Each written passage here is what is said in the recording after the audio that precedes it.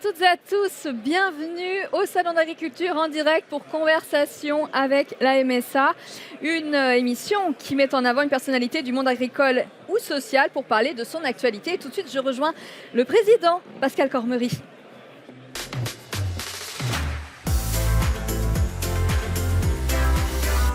Bonjour Pascal Cormery. Bonjour. Vous allez bien? Ça va bien. Bon, ravi de vous retrouver pour cette nouvelle émission.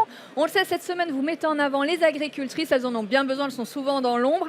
Et aujourd'hui, nous recevons Anne-Cécile Suzanne, auteure d'un livre magnifique qui met en avant justement cette belle profession. Les sillons que l'on trace, alors honnêtement et pour être sincère avec tout le monde, je ne l'ai fait que de le parcourir sans le lire complètement. Mais je pense qu'effectivement, ça évoque aussi le parcours et les difficultés de l'installation d'une femme suite à un accident familial, à un décès familial. Et je pense que c'est toujours très intéressant de voir ces gens s'exprimer aujourd'hui sur les difficultés qu'ils ont rencontrées et comment ils ont pu surpasser cette difficulté. Donc je pense qu'on va aller rapidement rejoindre notre invité. On y va tout de suite, on rejoint tout de suite notre invitée Anne-Cécile Suzanne.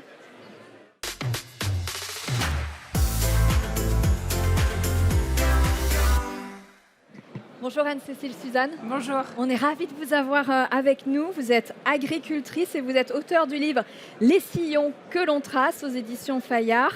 Vous êtes une fille d'agriculteur. À la fin du lycée, vous êtes destinée non pas à l'agriculture, mais à de grandes études. D'ailleurs, votre papa ne vous forme absolument pas. Lui-même n'avait pas voulu faire ce métier-là, il voulait être architecte. Comment vous avez vécu votre enfance ? J'ai eu une enfance merveilleuse sur la ferme, sur l'exploitation familiale.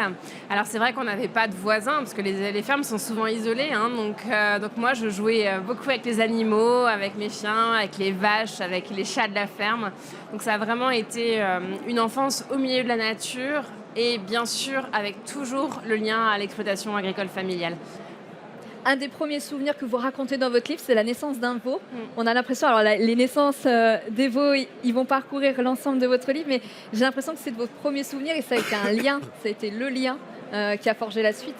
En fait, très rapidement, enfant, on se rend bien compte de ce que c'est que la vie et de la beauté aussi de la vie qui naît. Donc, effectivement, la naissance des petits veaux et les voir évoluer dans l'exploitation, j'adorais voir ça enfant. Alors, on m'isolait parfois souvent, on me disait « Attends, viens pas Anne-Cécile », etc. Mais il y a des fois où, je ne sais pas exactement pourquoi, parce que j'étais petite, mais mon père m'emmenait voir ces naissances-là. Peut-être qu'il fallait quelqu'un pour me garder, donc il m'emmenait avec lui, parce qu'il n'y avait personne à la maison. Mais en tout cas, ça m'a beaucoup, beaucoup marqué. Et derrière, quand j'ai repris la ferme, ces naissances ont été vraiment ce qui m'a le plus émerveillée. Tout simplement parce que ça m'a raccroché à la vie, à cette vie qui naît quand je traversais des difficultés. Vous quittez le nid, vous allez faire vos études, vous gravissez les échelons, vous partez même à l'étranger, mais vous revenez souvent à la ferme, c'est un besoin viscéral, j'ai l'impression. Oui, j'ai toujours été très accrochée à mes racines, à mon foyer familial et à la nature, à la campagne. Pas au métier d'agriculteur parce que finalement mon père me transmettait assez peu de choses parce qu'il voulait surtout pas que je devienne agricultrice. Mais oui, j'avais ce besoin viscéral de revenir à ma terre. Et puis, il y a la vie qui bascule et votre papa qui tombe malade et là, tout change pour vous. Ouais. À quel moment vous vous êtes dit, j'ai pas le choix, il faut que je reprenne ? En fait, ça s'est fait progressivement, parce que la maladie de mon père, il avait un cancer, a duré 4 ans. Et il faut bien comprendre qu'en tant qu'agriculteur, on n'a pas tout à fait le droit de tomber malade, parce qu'on commence à avoir des difficultés à obtenir des prêts, alors qu'on a besoin d'investir continuellement pour l'avenir de l'exploitation. Donc déjà là, j'ai commencé à lui donner quelques coups de main, mais très ponctuels, et pas du tout dans l'optique de reprendre derrière lui. En fait, le basculement, ça a été quand moi j'étais à Boston en études, et lui s'est retrouvé de façon permanente à l'hôpital, avec plus personne à travailler sur l'exploitation. Et donc là, je suis revenue de l'étranger et je me suis retrouvée face à cette ferme avec ces animaux notamment, c'était le plus urgent, à nourrir tous les jours sans savoir comment faire. Et pendant encore de longs mois, j'ai vraiment travaillé sur l'exploitation juste en attendant qu'il revienne. Je ne me suis pas dit je vais devenir agricultrice. Ça s'est fait très très progressivement. Il y a eu son décès où je me suis dit finalement la ferme c'est une part de sa vie qui reste avec moi, qui demeure. Donc j'ai envie de la garder près de moi. J'ai surtout pas envie de la céder parce que c'est la dernière chose qui me reste de mon père. Et progressivement en fait, je me suis dit finalement, mais ça s'est fait au fil d'années, j'adore ce métier. Et je me suis prise de passion pour le métier d'agricultrice, mais ça a été pour moi une surprise. C'était un tiraillement au début parce que vous avez d'un côté votre papa qui lui était aigri par cette maladie et puis par le fardeau qu'il avait l'impression de vous laisser. Vous aviez en même temps vos études à mener que vous ne vouliez pas abandonner, cette ferme non plus à pas abandonner. Ça a dû être vraiment compliqué au démarrage, j'imagine. Au démarrage, ça a été compliqué, c'était un réflexe de survie pure. En fait, je ne pouvais simplement pas voir tout ce monde dans lequel j'avais grandi et qui m'avait accompagnée jusqu'à présent s'effondrer. Donc j'ai gardé la ferme vraiment, encore une fois, voilà, par survie, pour garder un élément de moi-même qui me rattachait à mes racines. Et donc ça n'a forcément pas été évident dans les premiers mois. Mais en fait, très rapidement, j'ai su m'entourer et je pense que c'est essentiel quand on est agriculteur, qu'on traverse des difficultés. Donc il y a Guillaume, mon salarié, qui est arrivé sur l'exploitation, qui m'a appris le métier. Et d'un coup, déjà, ça m'a beaucoup aidé et j'ai pu envisager beaucoup plus sereinement l'avenir. Pascal Cormery, c'est malheureusement des situations qui arrivent fréquemment où on se retrouve avec une exploitation dans laquelle on a vécu des bons moments, mais pour laquelle on n'est pas forcément formé. C'est un sujet complexe quand il arrive des accidents. Et parfois, je le dis quand même, puisqu'on est à la MSA aujourd'hui et en tant que président, quand j'entends certains dire on refuse des cotisations sociales, je veux dire, mais on a besoin, la sécurité sociale, ça sert aussi malheureusement d'accompagnement et pour soigner les gens. Alors parfois, il y a une issue fatale dans la situation d'Anne-Cécile. Mais je pense que ça, c'est important. Et donc, c'est à quel moment et comment les organisations agricoles et l'environnement d'une situation, on peut accompagner les gens. Je veux dire, parce que c'est ça la difficulté, du moins. Alors, il y a des endroits où on a des structurations. Je pense, par exemple, moi, je suis dans un secteur, un canton où on a organisé une petite association justement pour aider celui qui est en situation de maladie, de manière à ne pas laisser tomber l'exploitation, à accompagner les personnes. C'est un groupe d'entraide, tout simplement, très simple. Et l'objectif, c'est dès qu'il y en a un qui est malade, surtout quand on a affaire à des longues maladies ou à un accident grave, de pouvoir accompagner. Moi, dans les propos d'Anne-Cécile, c'est malgré tout le fait que nous sommes collectivement... et moi au départ j'étais pas agriculteur puisque j'étais dans l'enseignement, nous sommes attachés viscéralement quand même il y a quelque chose de puissant, en tout cas dans les enfants d'agriculteurs que nous sommes, il y a quelque chose pour certains de puissant qui fait qu'on est enraciné quand même, voilà. Alors même si on est parti faire ses études, même si on a fait un autre métier, mais pour un certain nombre d'entre nous il y a une espèce d'enracinement qui fait que ça devient plus fort que le reste de pouvoir revenir, quelles que soient des fois les conditions, y compris dans les conditions difficiles. Donc c'est toujours voilà, c'est pas facile à expliquer. Moi je pense qu'il y a quelque chose de psychologiquement difficile à expliquer, mais c'est ça. Moi qui étais dans l'enseignement, même si j'étais dans l'enseignement agricole, viscéralement, j'ai toujours voulu, depuis que je suis gamin, être agriculteur. Donc voilà. Après, c'est la compréhension des voisins. Est-ce qu'on a de l'aide, pas de l'aide, voilà, c'est toujours... moi, je le dis. Quand je me suis installé, 12 ans d'enseignement, mes voisins... Alors que moi, je suis local depuis des générations. Certains m'ont dit, mais de toute façon, dans 5 ans, un enseignant, tu ne seras plus agriculteur. Bon, on se dit que... Bon, alors là, on retourne chez soi, pas forcément avec le moral, et puis on se dit, bon, il faut quand même qu'on prouve qu'on est capable. Je ne sais pas si Anne-Cécile a ressenti ça, mais voilà, moi en tout cas, j'avais envie de prouver que j'étais capable de devenir agriculteur et d'être agriculteur. C'est exactement ce que je décris dans le livre. En fait, à force de me dire que c'était pas possible, on m'a un peu piqué et je me suis dit, mais je vais prouver que c'est faisable. Vous parlez d'égo paysan au départ, vous faites pas, vous partagez pas et vous n'allez pas chercher de l'aide. Non. Et effectivement, je ne suis pas allée chercher, mais je pense qu'on est beaucoup d'agriculteurs à faire comme ça quand il y a des difficultés, à pas aller chercher chez les voisins, etc. C'est une mentalité sans doute qu'on devrait dépasser et sans doute plus s'entraider. Moi, sur la MSA, il y a un point aussi qui m'a interpellée, qui est qu'en fait, par exemple, sur l'exploitation, il y a 10 ans, quand je me suis installée, on devait beaucoup d'argent à la MSA parce qu'en fait, c'est effectivement ce qu'on payait en dernier quand on était très endetté. Et donc on a eu un échéancier de paiement sur les cotisations, mais je me dis il faudrait, parce que je sais que ça n'existe toujours pas aujourd'hui, un espèce de signal d'alarme automatique quand il y a des cotisations qui ne sont pas payées, quand on voit qu'il y a une situation de maladie sur une exploitation, faire en sorte qu'il y ait des accompagnements qui se déclenchent un peu automatiquement, ce serait quand même super bien. Ah, je peux répondre là, parce Je que vous en prie. il y a plusieurs aspects. Je pense que sur une partie, Anne-Cécile a raison. Et c'est vrai que comme à la banque, quand on est à découvert, je pense qu'il faudrait, à un moment donné, qu'on voit dans les caisses le non-paiement des cotisations, qui est un phare rouge qui s'allume en disant attention, telle situation, et donc d'aller à la rencontre, donc d'aller vers les gens. Ça, je pense que globalement, on a sans doute, il faut accepter de se critiquer soi-même, de faire de l'autocritique. On a sans doute un effort à faire là-dessus en disant attention, on voit apparaître quelque chose, et au lieu d'attendre, voilà. Après, il faut aussi que parfois ceux qui sont en difficulté aillent vers aussi. Moi, je veux dire, alors il y a sans doute cette pudeur pour la majorité de dire, parce que s'avouer qu'on est en difficulté, c'est très compliqué quand même, parce que, y compris vis-à-vis de soi-même, dire qu'on est en difficulté, d'aller vers les autres en disant je suis en difficulté, j'ai besoin d'aide, peu le font. Parce que pour beaucoup d'entre nous, ça serait un échec, un échec mental, économique, social, vis-à-vis des autres et tout. Mais je pense qu'elle a raison, il faut... Après, une fois que, et c'est le cas de la mise en place des cellules d'agriculteurs en difficulté, une fois que les gens ont accepté, lorsqu'on a été vert et qu'ils acceptent l'aide, en général, globalement, on trouve des solutions. Parfois, on met tout le monde autour de la table, on essaie, voilà. Mais il faut, mais je pense que nous, en tant qu'organisme de protection sociale, avec cette particularité psychologique du monde agricole, il y a une particularité psychologique qu'il n'y a sans doute pas dans les autres corps de métier, voilà, lié à l'héritage, lié à l'ancrage et tout.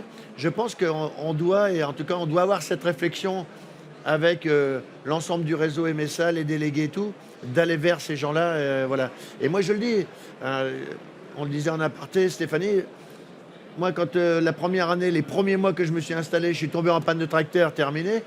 J'étais voir mon voisin, maire de la commune, qui était beauceron d'origine. Et quand les gens m'ont vu avec le tracteur du maire dans mon champ, tout le monde a été stupéfait de voir que j'avais osé d'aller demander au maire. Et je me dis, bon, alors lui, il a accepté, et forcément que ça a lié tout de suite des liens. Mais voilà, il faut aussi des fois...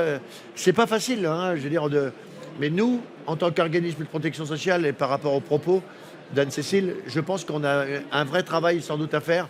Surtout qu'on a des situations, malgré tout, c'est une réalité. Chaque situation est une situation spécifique. Hein, on n'est pas dans une généralité, chaque situation. Donc je pense qu'il faut qu'on ait des points d'alerte qui permettent effectivement d'aller vers. Hein. Ça, c'est clair. D'individualiser un petit peu plus Individualiser. les aides.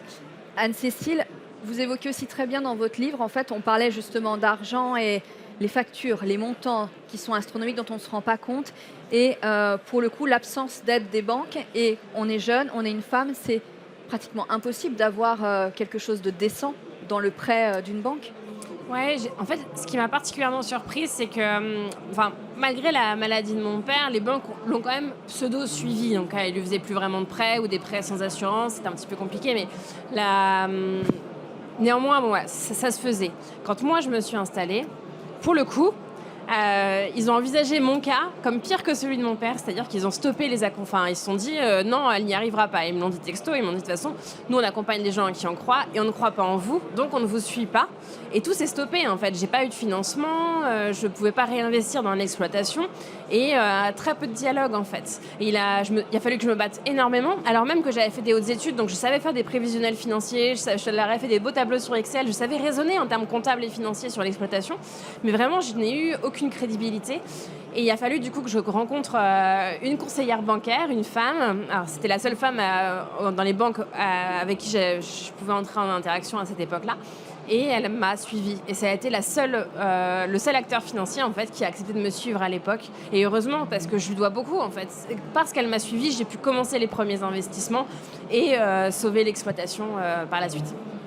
Mais ça reste quand même là une vraie difficulté. Hier soir, j'ai regardé le reportage d'Édouard Bergeon. Et quand on voit les pionnières, et notamment Anne-Marie Crollet, que j'ai l'occasion de bien connaître, et je veux dire, on voit bien les difficultés qu'il y a. Et alors aujourd'hui, je pense qu'il y a forcément une évolution de la place de la femme en tant que chef d'exploitation. Hein. Mais ça reste toujours à un moment donné souvent un monde d'hommes et tout. Alors même si on voit une vraie évolution, il faut quand même. Moi aujourd'hui, j'ai beaucoup de jeunes femmes, quand je dis jeunes femmes, moins de 40 ans, qui sont exploitantes autour de chez nous. Moi, j'habite le nord de la Touraine. Aujourd'hui, c'est plus quand même un souci, mais il y a toujours un peu une espèce d'appréhension ou de réticence des partenaires en général. Moi, je ne veux pas fustiger les banques. Je pense qu'on est là aussi plutôt en termes de réflexion dans la construction que de dire un telle banque ou telle banque m'a pas prêté et tout. Voilà.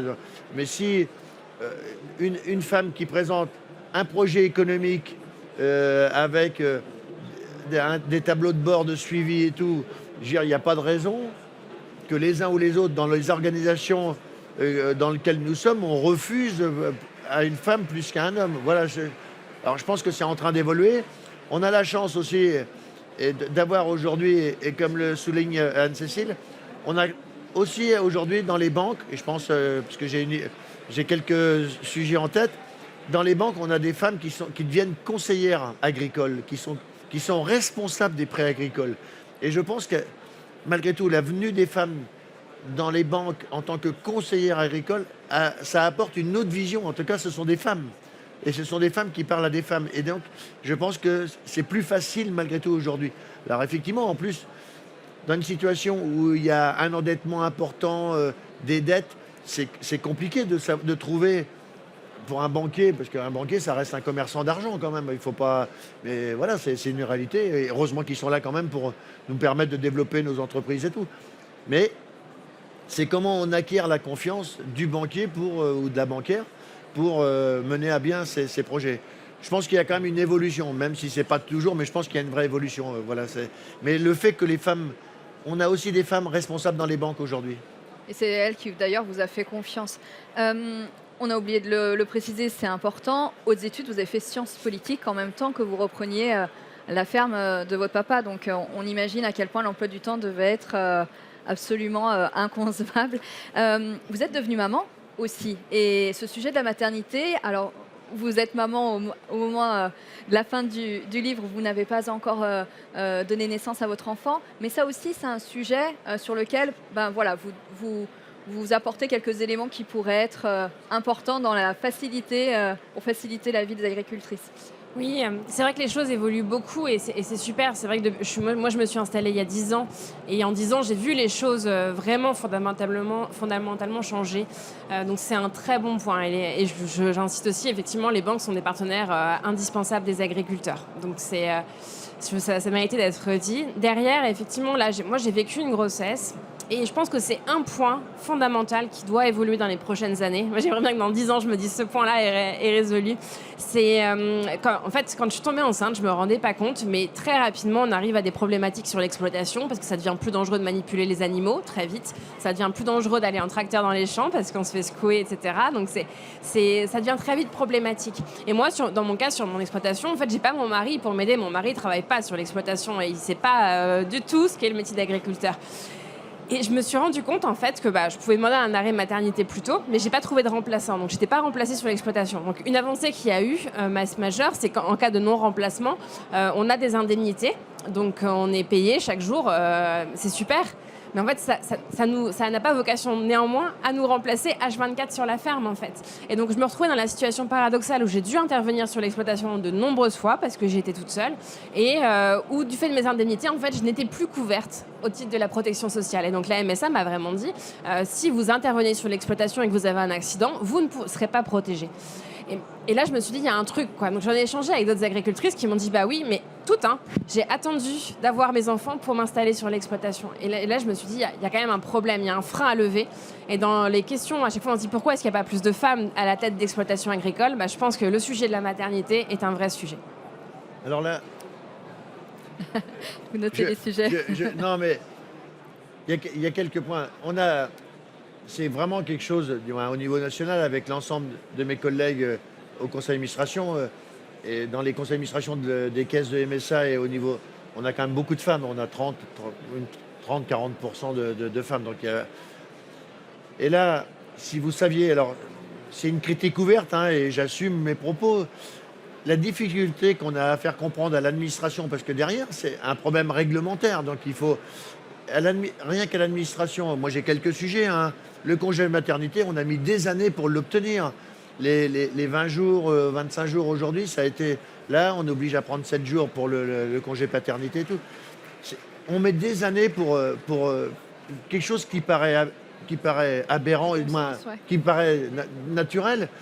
Et c'est vrai qu'il y a une vision, y compris de l'administration, par rapport à ces sujets-là, entre le monde des salariés et le monde des non-salariés. Moi, j'ai été salarié, Anne-Cécile a été salariée, et c'est vrai que dès qu'on parle de non-salariés, il y a un peu cette barrière, y compris de l'administration. Et quand on met des années, je pense aux IJ maladies, les IJ maladies chez les exploitants, on a mis 10 ans ou 15 ans à les obtenir. Et encore, 30 € par jour, franchement.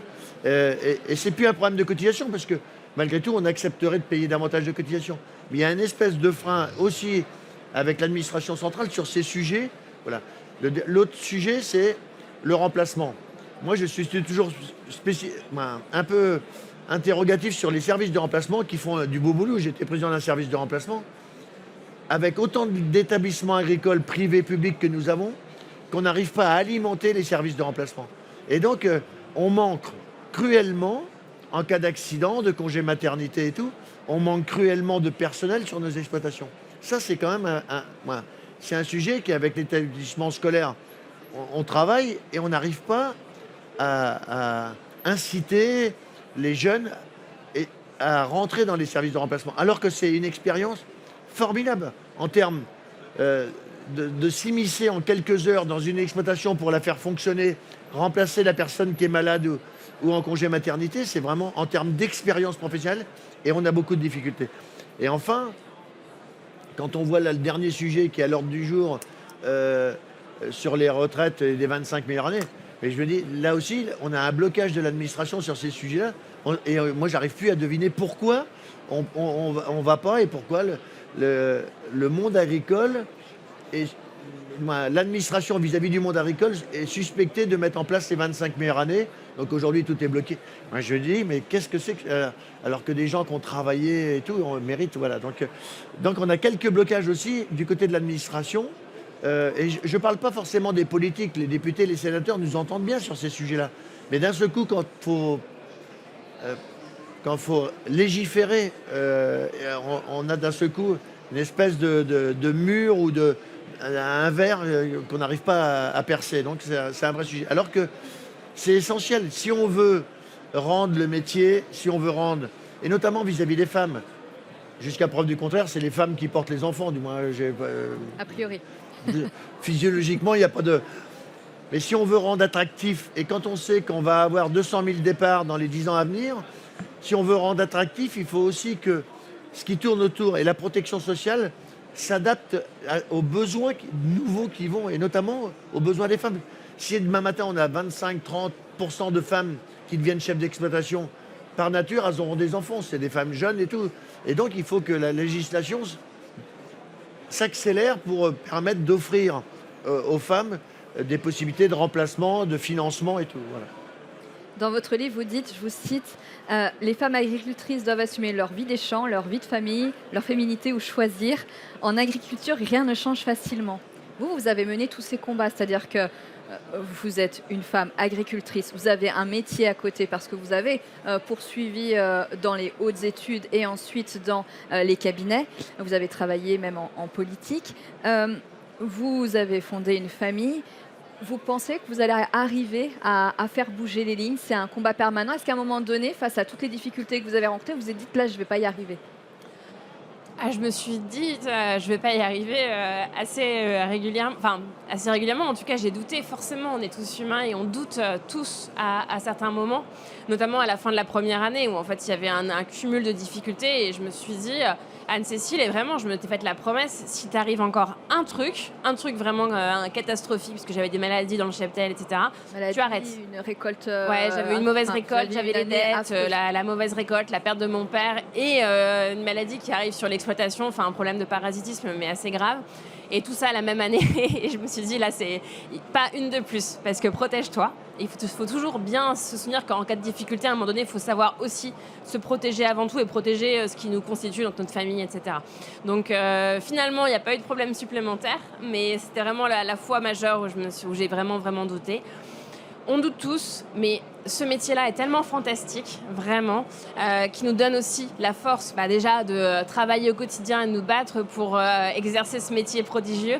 Et puis derrière moi, en fait, spécifiquement, ça me donne aussi la niaque un peu et l'énergie de me battre pour que demain, ce métier attire plus de monde, plus de femmes et qu'on puisse l'exercer sereinement en étant bien reconnu par la société et en nourrissant bien les gens et en protégeant l'environnement. C'est tellement enthousiasmant tous ces défis-là qui sont devant nous que derrière, ça donne toute l'énergie que je continue. Vous êtes ouverte aussi au public. Vous avez, je crois, votre papa travaillait beaucoup sur la ferme, était passionné de rénovation. Vous avez fini aussi la rénovation et vous avez ouvert un gîte et vous recevez régulièrement du public aussi. Ça aussi, c'est important d'ouvrir les portes, de montrer la réalité. Exactement, la réalité qui est jamais parfaite. Moi, c'est une ferme qui a rien de modèle ou d'exceptionnel, mais c'est juste une ferme française. Et donc oui, je l'ouvre avec plaisir, effectivement, aux personnes en particulier qui logent dans les gîtes. J'ai beaucoup de familles qui viennent avec de jeunes enfants, qui se passent le mot, qui disent tiens, dans telle ferme, on peut aller visiter, etc. Et oui, c'est toujours un plaisir parce qu'un de mes engagements, et c'est d'ailleurs comme ça aussi que je conclue le livre, c'est de transmettre aux nouvelles générations parce qu'on est plein de générations à se succéder et c'est aussi demain que se construiront les solutions. Dans le livre, vous faites une confidence, vous dites que quand vous étiez petite, vous aviez du mal à vous faire des amis, vous étiez très introvertie. Dans le livre que j'invite à lire, vous faites des hautes études, vous partez au front, vous répondez aux médias, enfin, vous vous exposez énormément. Est-ce que ce métier-là, les difficultés que vous avez rencontrées ont forgé une jeune fille? Est-ce que vous avez fait Sciences Po aussi? Est-ce que c'est un mélange de tout ça qui fait qu'aujourd'hui vous êtes une combattante? Je pense qu'en fait, ce qui forge les combattants, de manière générale, ce sont des chocs dans leur vie. Quand je rencontre beaucoup de personnes engagées, à chaque fois, il y a eu un moment où ils se sont dit mince, il y a un truc qui cloche, qui n'a pas fonctionné comme ça aurait dû le faire. Donc, à mon avis, ce choc-là de la reprise de la ferme, de la perte de mon père, ça a forgé quelque chose en moi qui aujourd'hui m'anime fondamentalement. Mais ce qui m'a donné beaucoup de force, c'était Sciences Po parce que ça m'a donné un peu plus d'assurance en moi pour prendre la parole, pour oser me dire mes raisonnements, je vais les structurer, je vais les porter. Et derrière, ce qui me donne, je le disais, de la force au quotidien, effectivement, c'est l'agriculture parce que ça m'a beaucoup appris à me dépasser. Ça m'a forcé à me dire, Anne-Cécile, tu es capable si tu te donnes les moyens. Et depuis, en fait, j'adopte un peu ce paradigme-là. Je me dis, mais il n'y a pas de raison que je me mette des freins. Donc, ose aller devant les médias, ose faire les choses, tant que ça a du sens pour toi et que ça te rend heureuse. Juste pour rajouter, je pense que la formation est indispensable. On peut avoir une formation en dehors de l'agriculture et devenir agriculteur. Moi, je crois profondément que les gens comme Anne-Cécile, qui ont fait autre chose ou qui ont fait des études qui n'ont rien à voir avec l'agriculture, apportent un vrai plus dans la vision de l'agriculture. Que si effectivement, et pour regrouper tout ce qu'on a dit, si effectivement la politique agricole française et européenne veut conserver le type d'exploitation tel que nous avons en France, qui globalement est une exploitation qui est encore familiale. Je veux dire, il faut aussi prendre politiquement les bonnes décisions. Je veux dire, et je pense que nous avons collectivement, en tout cas quand on a des parcours comme les nôtres,